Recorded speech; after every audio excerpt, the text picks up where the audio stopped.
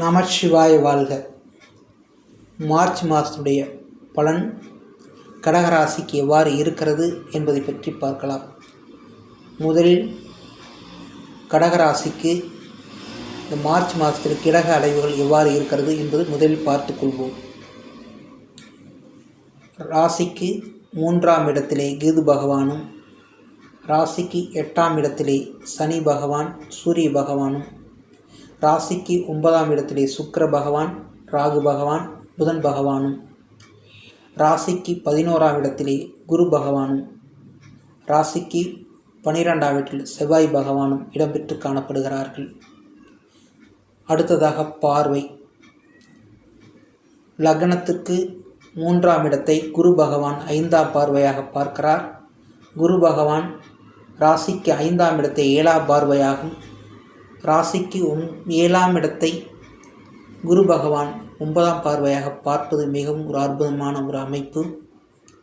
சனி பகவான் 3ஆம் பார்வையாக மேசத்தையும், 7ஆம் பார்வையாக சிம்மத்தையும், 10ஆம் பார்வையாக விருச்சகத்தையும் பார்ப்பது மிகவும் ஒரு அற்புதமான ஒரு அமைப்பு.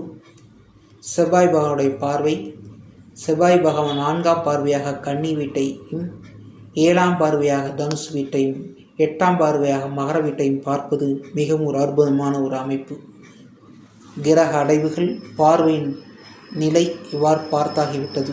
அடுத்ததாக பலன். இந்த ராசிக்கு சந்திர பகவான் இந்த மாதத்தில் இந்த 12 ராசிகளையும் சுற்றி வருவார். இந்த ராசியுடைய அமைப்பு பொதுவாக என்னவென்று பார்த்தால் மிகவும் ஒரு இன்பகரமான ஒரு அமைப்பை பெற்றவன் சந்திர பகவான். எதையும் ஒரு இரக்க பார்வையாகவும், மிகவும் சஞ்சலப்படக்கூடிய அமைப்பாகவும், மிகவும் உணர்ச்சி வசப்படக்கூடிய அமைப்பாகவும் பார்க்கப்படுகிறது. சுவை மிகுந்த உணவை விரும்பி உண்ணக்கூடியவனாகவும் இருக்கக்கூடிய அமைப்பு பெற்றவன் இந்த கடகராசிக்காரர்கள். இந்த கடகராசிக்காரர்களுடைய நிலை இவ்வாறு இருக்கிறது. அடுத்தது குடும்பஸ்தானம் என்று சொல்லக்கூடிய ஸ்தானம் 2ஆம் வீடு. குடும்பம், வாக்கு, தனம் என்று சொல்லக்கூடிய வீடு 2ஆம் வீடு. இந்த வீட்டின் அமைப்பு எவ்வாறு இருக்கிறது? இந்த வீட்டின் அதிபதி சூரிய பகவான் ராசிக்கு 8ஆம் வீட்டிலே இருக்கிறார். சனி பகவானுடன் இணக்கம். இந்த பார்வை சனி பகவானும் சூரிய பகவானும் 2ஆம் வீட்டை பார்க்கிறார்கள். பார்ப்பது என்பது 2ஆம் வீட்டை சூரிய பகவான் பார்ப்பது மிகவும் நல்லது. அது சேர்ந்து சனி பகவான் பார்ப்பது ஒரு கெடுதலான ஒரு அமைப்பு. என்ன கெடுதல்? பணவரவு கெடுக்கக்கூடிய அமைப்பு, வாக்குத்தன்மையை நிறைவேற்ற முடியாத ஒரு அமைப்பு, குடும்பத்தில் செலவினத்திற்கு பிரச்சனை, இவற்றை ஏற்படுத்தக்கூடிய அமைப்பு இந்த மாதத்தில் நிகழ்கிறது. சற்று செலவினத்திற்கு கொஞ்சம் சிரமமான காலமாக பார்க்கப்படுகிறது. 3ஆம் வீடு இளைய சகோதர ஸ்தானம், முயற்சி ஸ்தானம் என்று சொல்லக்கூடிய ஸ்தானம். இந்த ஸ்தானத்தின் இருக்கக்கூடிய கிரகம் கேது பகவான். பார்வை என்று பார்த்தால் குரு பகவானுடைய பார்வை, செவ்வாய் பகவானுடைய பார்வை, 5ஆம் அதிபதி பார்வையும் குரு பகவானுடைய பார்வையும் மிகவும் அற்புதமான ஒரு அமைப்பாக பார்க்கப்படுகிறது. இந்த வருமானம் என்ற வரக்கூடிய தடை பெற்றக்கூடிய அமைப்பை குரு பார்வையினால் நிவர்த்தி ஏற்படுகிறது.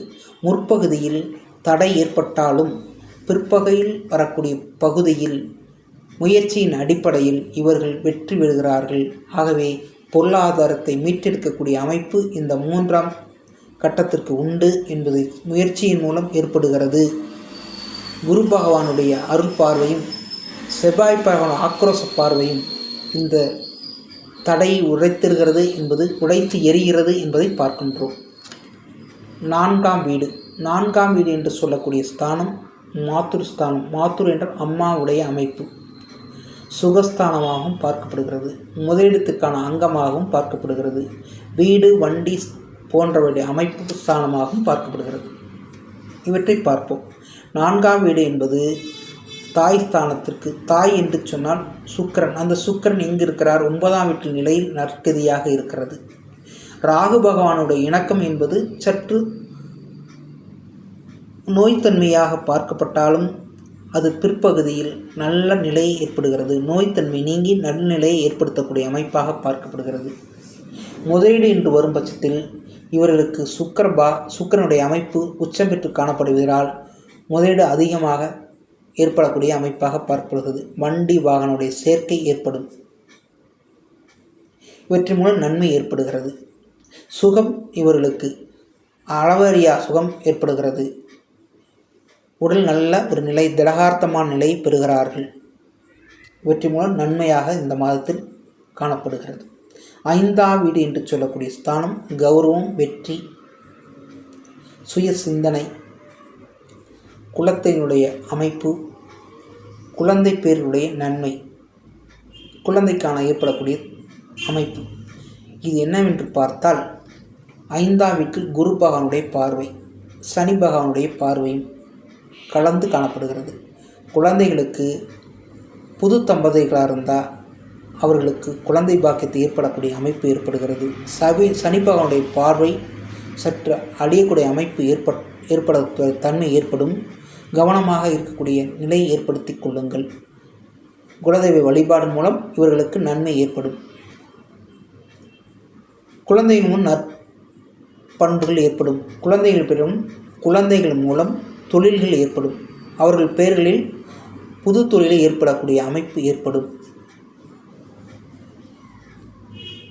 6ஆம் வீடு கடன், நோய், வழக்கு, தடை, தாமதம் இதற்கான அமைப்பு. செவ்வாய் பகவானுடைய பார்வை அது 5ஆம் கட்டத்துடைய அமைப்பாக வருவதனால் கடன் ஏற்படுகிறது. ஏற்படக்கூடிய கடனை செவ்வாய் பகவானுடைய செயல் மூலம் அதை அடைக்கக்கூடிய நிலை ஏற்படும். பிற்பகுதியில் தடை தாமதமும் ஏற்படுகிறதா என்றால் ஏற்படுகிறது. அது குரு வீடாக வருவதனால் தடை தாமதத்தை உடைத்தெறியக்கூடிய அமைப்பு வருகிறது. ஆகவே இந்த மாதத்தில் கடகராசிக்காரர்களுக்கு தடை ஏற்பட்டாலும் வெற்றி அடைவார்கள் என்பது எடுத்துக்காட்டுகிறது. 7ஆம் வீடு என்று சொன்னால் ஆணுக்கு பெண்ணும், பெண்ணுக்கு ஆணும் என்று எடுத்துக்கொள்ளப்பட வேண்டும். திருமண வயதில் உள்ளவர்கள் திருமண பாக்கியத்தை பெறுவார்கள். 7ஆம் வீடு நண்பர்களுடைய வீடாக பார்க்கப்படுகிறது. நண்பர்களும் நன்மை ஏற்படுகிறதா என்றால் நன்மை ஏற்படுகிறது. 7ஆம் வீடு என்று பொதுமக்களுடைய ஒரு அங்கம். பொதுமக்கள் என்று சொன்னால் தலைவனாக இருப்பவருக்கு பொதுமக்களுடைய நிலை எவ்வாறு இருக்கின்றால் சுகமான நிலையை ஏற்படுத்துகிறது. தொண்டர்கள் மூலம் நன்மை ஏற்படுகிறார்கள். ரசிகர் மூலம் இது ரசிகர், அதாவது நடிகர் என்றால் ரசிகருடைய அமைப்பாகவும் பார்க்கப்படுகிறது. இவர்கள் மூலம் ஒரு அற்புதமான ஒரு கூற்று நிலை ஏற்படுகிறது. அதன் மூலம் நன்மையாக பார்க்கப்படுகிறது. 8ஆம் வீடு என்று சொன்னால் அதிர்ஷ்டம், நோய்த்தன்மை, அவமானத்தன்மை இவற்றையெல்லாம் பார்க்கப்படுகிறது. அந்த வீட்டின் அதிபதி அந்த வீட்டில் இருப்பதினாலும் சூரியனுடைய இணக்கம் பெற்று காணப்படுவதனாலும் தடை தாமதம் ஏற்பட்டாலும் சூரியனுடைய பார்வையின் இருக்கக்கூடிய அமைப்பின் அடிப்படையில் வெற்றியை பெறுகிறார்கள். ஆகவே தடை தாமதம் முற்பகுதியில் காணப்பட்டாலும் பிற்பகுதியில் அதிர்ஷ்டத்தின் மூலம் அந்த தடை தாமதத்தை உடைத்து வெற்றியை காணக்கூடிய அமைப்பாக பார்க்கப்படுகிறது. 9ஆம் வீட்டிலுடைய இருக்கக்கூடிய கிரகம் சுக்கிரன், ராகு, புதன். சுக்கிர பகவான், ராகு பகவான், புதன் பகவான் இவற்றின் பரிவர்த்தனை அமைப்பு. இது சுபர் வீடு, அங்கும் சுபர் வீடு. சுபர் வீட்டில் சுபர் பரிவர்த்தனை அமைப்பு. அதன் மூலம் 9ஆம் வீடாகவும் பாக்கியஸ்தானமாகவும் இருக்கிறது. இவர் தந்தையின் மூலம் நன்மையான காலமாக பார்க்கப்படுகிறது. இயற்கையினுடைய அமைப்பு, அதாவது தெய்வத்தினுடைய அனுகூலம் இவருக்கு இயற்கையாகவே இருக்கிறது. ஆகவே தடை தாமதத்தை ஏற்பட்டாலும் அவற்றை இறை அருள் மூலம், தந்தையின் மூலம், மூதாதையர்கள் மூலம் வெற்றியை அடைகிறார்கள். இவர்களுக்கு அருளாசி கிடைக்கிறது. அதன் மூலம் இவர் வெற்றியை பெறுகிறார் என்பது எடுத்துக்காட்டுகிறது. அடுத்து 10ஆம் வீடு கர்மஸ்தானமாகவும் பார்க்கப்படுகிறது. இந்த வீட்டின் அடிப்படை அதிபதி செவ்வாய் பகவான். செவ்வாய் பகவான் தன்னுடைய சொத்து நிலங்களை ஒரு இடத்தில் முதலீடு செய்கிறார். அது அவ்வாறாகவே பார்க்கப்படுகிறது. இந்த பொருளாதாரத்தை நிலை விரயத்தை ஏற்படுத்துகிறது. விரயம் என்று சொன்னால் தன்னுடைய சம்பாதித்ததுடைய அமைப்பை ஒரு இடத்தில் இன்வெஸ்ட்மெண்ட் செய்வதனால் இவருக்கு பணவரவில் பணத்திற்கான நெருக்கடி நிலை ஏற்படுத்தும். அடுத்து 11ஆம் வீடு குரு பகவானுடைய அங்கு காணப்படுவதனால் பரிவர்த்தனையின் மூலம் லாபம் கூட்டக்கூடிய அமைப்பாக பார்க்கப்படுகிறது. 12ஆம் வீடு என்பது விரயஸ்தானத்துடைய அமைப்பு. இங்கு காணப்பட்டாலும் விரயங்கள் கூடுகிறதா என்று சொன்னால் 11ஆம் வீட்டு அதிபதி 12இலே இருப்பது விரயத்தை 10ஆம் வீட்டு அதிபதி 12ஆம் வீட்டில் இருப்பது மிகவும் ஒரு அற்புதமான ஒரு அமைப்பு. அது செலவினத்தன்மை கூட்டினாலும் சுகம் அது 2வது மகிழ்ச்சியான வாழ்க்கையையும் எடுத்து காட்டுகிறது. ஆகவே நற்பலனாக முடிகிறது என்பதையும் பார்ப்போம். நமச்சிவாய வாழ்க.